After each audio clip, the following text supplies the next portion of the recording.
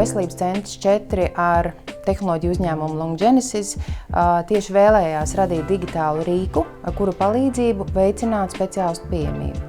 Digitāls rīks ir radīts intuitīvs. Pacienti, lai varētu viņā piedalīties, viņiem no sākuma ir jādod elektroniska piekrišana par datu apstrādi.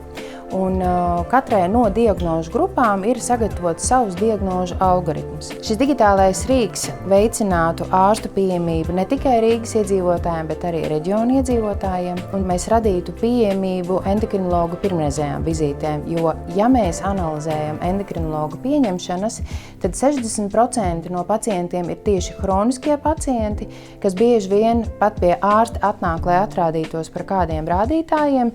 Bieži vien terapija pat vizītes ietvaros netiek mainīta, bet tajā pašā laikā pirmreizējiem pacientiem šī iespēja tikt pie endokrinologa ir liekta.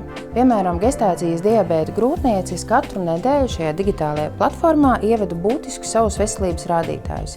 Hipertireozes un hipotireozes pacientiem ir savādāks tas algoritms, varbūt viņi tik bieži nevada šos datus, bet ievedot šos datus, ārsts Engage platformā uzreiz online redz šos veselības rādītājus. 5% no grūtniecēm šis cukuru līmenis asinīs var būt paaugstināts un būtu jāizvērtē gestācijas diabēta esamība.